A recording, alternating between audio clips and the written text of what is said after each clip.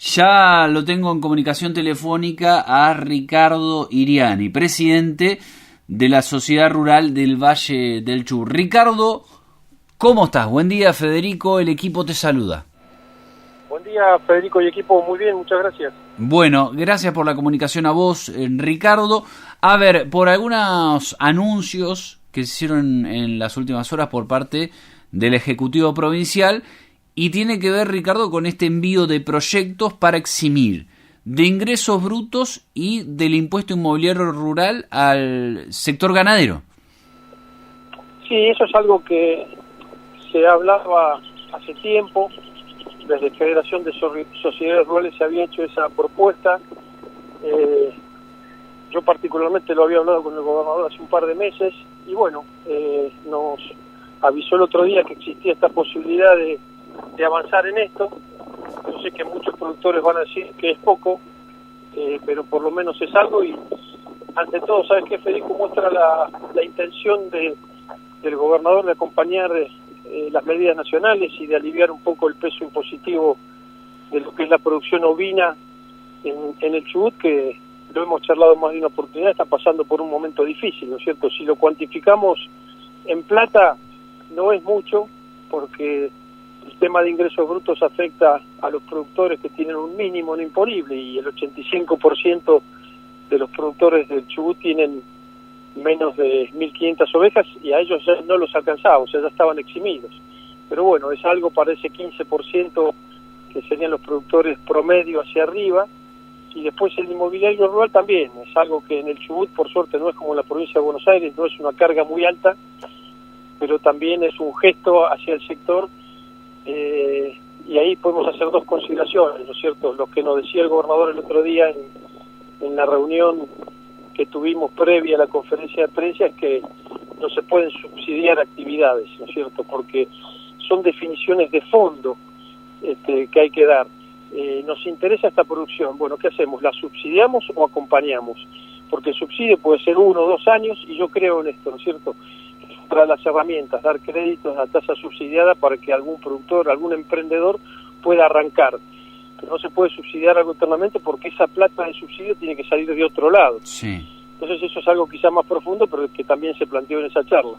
Y en esa charla, ¿qué conclusión llegan también, Ricardo? Porque está bien, vos ahí planteás y coincidís, creo, con el gobernador de no se puede subsidiar una actividad de por vida o por siempre, pero también es verdad que la actividad productiva, y en este caso ovina, está en una crisis, yo no sé si terminal, pero una crisis muy importante, ¿no? Está muy bien lo que vos planteás, esa es la duda, ¿no es cierto? Si es una crisis terminal o importante, porque lo que sucede con la actividad agropecuaria, y creo que en todas las actividades, los últimos 10 años para los que somos agrónomos o técnicos y trabajamos en el sector, son tiempos que creo que en toda la sociedad, ¿no es cierto? En todas las actividades, tanto comerciales como de servicios, son tiempos de cambio y de adaptación. Y en ese cambio y adaptación en las costumbres, en las preferencias del consumidor, va quedando gente en el camino. Yo hago un paréntesis chiquito acá y te cuento que cuando estuve un año viviendo en Gales haciendo un estudio en pasturas, me llamaba la atención que los productores tamberos chiquititos estaban desapareciendo. Estoy hablando de hace 25 años atrás. Lo mismo pasa en la Argentina con los tamberos hoy, lo mismo pasa con los productores chicos, por una cuestión de escala. Y esto es para contestar la pregunta de la crisis de ovina. ¿Es terminal? Yo no creo que sea terminal. Va a seguir habiendo producción ovina en el Chubut, pero distinto, ¿no es cierto? Ya no vamos a ver ese esplendor que hubo en la década del 60, del 70, y lo comentábamos con el tema de nuestra exposición rural. Los más antiguos de nuestra comisión directiva se acuerdan de 600, 700 animales que había en la rural, con un entusiasmo, con compradores. Nosotros ahora tenemos en nuestra exposición anotados 5 cabañas, con menos de 70 carneros. Entonces, eso es la realidad que vivimos hoy, nos guste o no. Lo que nosotros planteamos era, por lo menos hay que ayudar hoy a los productores que quieren seguir en la actividad, y ese es el desafío. Hay muchos campos cerrados, esto también lo charlamos, están las compras de campos para lo que es los parques eólicos, esto que es un desastre para la zona de Camarones, me parece productivamente, ¿no es cierto? Los campos que compran filántropos fundaciones para vaciar los campos. Ahí también hay que hacer algo y esto también lo charlamos. Sí, pero bueno, va a haber un cambio en la actividad productiva en el Chubut y tenemos que estar atentos desde lo que es la rural para ayudar a los productores. Sí. Y también hacia arriba, hacia los gobiernos para ver cómo pueden colaborar ellos. Sí. Subsidios no. Créditos a tasa, exención impositiva, sí. Sí, digo, con esto que vos decías de camarones, ¿no? Esto que en algún momento, días atrás lo hablamos, Ricardo, ¿no? Esta idea woke, ¿no? De wokeismo que refería ahí el presidente, ¿no? Dentro de sus palabras que ha tenido, ¿no? Sí, lo hemos charlado ya, y es también un delicado equilibrio, porque vos fijate que quizás nos falta publicidad propia a los productores, en el sentido de decir que del otro lado hay un extremismo ambiental que piensa o que pone arriba y a la sociedad le dice los productores quieren contaminar, los productores quieren desertificar, los productores quieren eliminar a la fauna para producir, y esto no es así.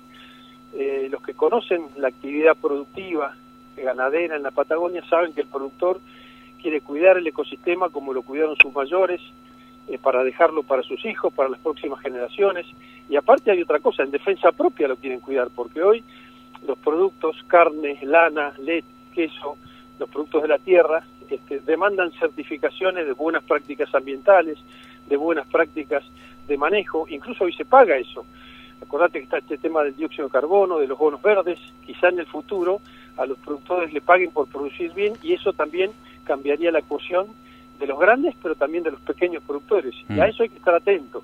Por eso yo creo que hay que insistir en el diálogo, hay que insistir en presentar estas experiencias, estas pruebas, contraponer contra aquellos fanáticos que dicen no, el guanaco estaba antes. Se entiende eso, se entiende desde los que hablan de la ignorancia, pero más peligroso que esos ignorantes que hablan son los especialistas que por un beneficio propio o del sector imponen estas ideas que son totalmente equivocadas, ¿no es cierto?, para lo que es el cuidado del ambiente por parte de los productores. Sí. Volviendo a las iniciativas y estos proyectos, ¿cómo es el trámite, Ricardo? Digo, esto va a la legislatura y ahí, bueno, esperarán para que resuelva la Cámara de Diputados y finalmente se aplicará esto.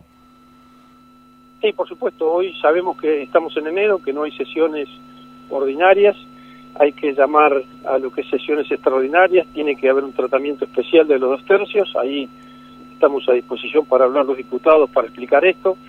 Te repito, no es aquel productor chiquito que está escuchando quizá dice, bueno, esto no me soluciona nada. Bueno, hay que seguir insistiendo en otras cosas, esto por lo menos, si lo ponemos en volumen de plata, entre la quita de las retenciones y el impuesto inmobiliario y los ingresos brutos provinciales, sí, son menos de 1.000 millones de pesos, que eso dividido los 3.000 productores del Chubut serán 400, 500 mil pesos por cabeza. Estoy haciendo un promedio y seguramente me equivoco. Pero ¿qué es ¿qué es ese valor de 1.000 millones de pesos que vos decís?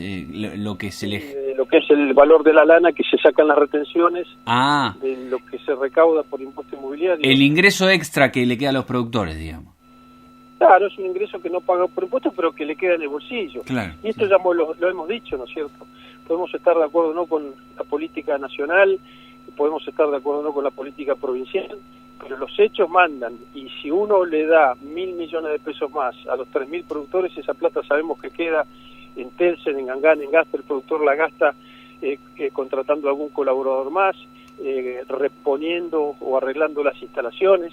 Eso creo que es el fin último de la baja de los impuestos. Yo estoy convencido también, como productor, y esto lo sabemos porque uno lo ve en el día a día, en el año a año, cuando al productor le queda rentabilidad positiva, lo vemos que invierte en molinos, en compra de carneros, en mejora de la eficiencia para seguir produciendo. Y sabemos bien que muchos años, durante la historia argentina, dice que esa plata que recauda más el gobierno, muchas veces no se usa en forma eficiente, ¿no es cierto? Uno paga impuestos para que vuelvan en servicios. Sabemos el estado de las rutas, sabemos la conectividad que no está, sabemos los servicios que no dan, y esto es lo que uno le plantea hoy. Vamos al fin último. ¿Qué quiere un productor?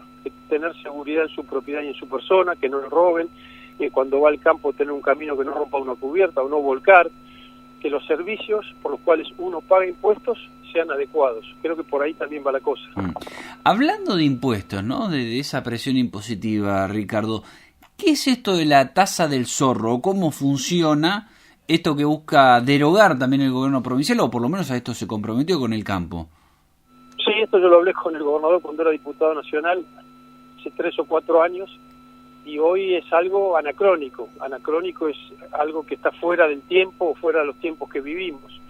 Es una ley que es la ley 4100, que data de la década del 80, después fue modificada en el 90, cuando se pensaba que los gobiernos podían dar una mano pagando la captura de los animales predadores, ¿no es cierto? Esto hoy no tiene sentido, incluso nosotros mismos compartimos esta visión, que tiene que ir por otro lado. Hay que pagar quizás o dar una mano a aquellos productores o a los colaboradores que están en los campos, podríamos llamarlo el buen pastor que cuida a los animales, que no tiene pérdidas. Esto se hizo en algún momento que se pensaba, bueno, hay que pagar para incentivar el control de los predadores. Recordemos también que esto, hay que decirlo, era un impuesto que se le ponía a los mismos productores cuando vendían la lana. Lo recaudaba el gobierno y después se le daba a cada productor por la captura de los predadores. Esto estamos de acuerdo que es algo anacrónico y hay que mirar con otros ojos, ¿no es cierto?, cómo hacer para poder ayudar a algo que es necesario también y muy importante. Le preguntás a cualquier productor, el control de los predadores, incluso campos que se cerraron por las notables pérdidas que ha habido en los últimos años. Pero ¿cómo es esto que se recaudaba y después se le daba al productor, Ricardo, de esto de la tasa del SOR? Se recaudaba, lo pagaba el que vendía la lana y también las barracas, los que compraban la lana. Otro trámite más, que hoy no era mucho, ¿no es cierto? Eso, hoy no sé si son 10, 12 millones de pesos por año, que no es mucho, pero implicaba también, tenía que agarrar una boleta. Pensemos lo que son los trámites. El productor que viene del interior, agarrar una boleta cuando venía a vender la lana, ir al banco, a pagar eso. Creo que tenemos que tender a simplificar todos los trámites burocráticos. Y esto va para un municipio, esto va para la provincia, va para la nación. Está bien que tenemos hoy la herramienta de Internet, ¿no es cierto? Y esto ha llegado, pero tiene que seguir llegando. Las guías de movimiento de Hacienda y de lana, hoy se puede hacer por Internet. Pero ¿qué hacemos con esos pequeños productores del interior que no tienen acceso a Internet? A esos también hay que ayudarlos. Creo que es tan importante ayudar a lo que es la producción genuina, que no necesita ayuda, como aquellos pequeños productores que viven en el campo, que quieren seguir y que ellos sí también necesitan ayuda. La última te hago, Ricardo. ¿Qué pensás? Porque esto, el otro día lo charlamos y surgió algún comentario de la gente. Cuando dicen, che, al campo al final no le viene nada bien, porque sacan retenciones, pero quieren otra cosa, el tipo de cambio, y se mueve el tipo de cambio, y bueno, quieren algún tipo de otra ayuda impositiva. Digo, en el marco de esta realidad también, Ricardo, ¿cómo lo ves también? Y desde el productor, ¿no?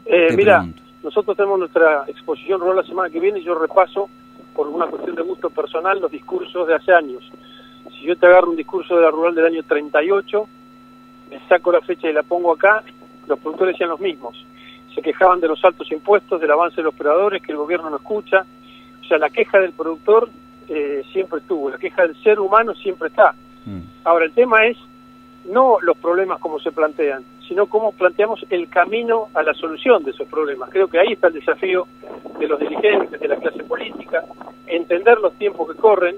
Las quejas van a estar, y esas quejas se escuchan desde la ciudad porque escuchan la radio y dicen, che, mira estos tipos, llovió, se quejan, no llovió, se quejan. Bueno, yo creo que la queja es parte de algo, pero que no nos tiene que inmovilizar, al contrario, nos tiene que proyectar hacia el futuro, y de eso se trata.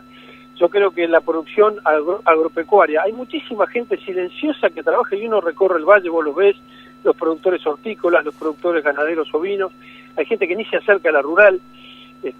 Hay algunos otros productores que son indefendibles, agarramos la lista de la ley ovina, fíjate, y no son precisamente los que no tienen plata.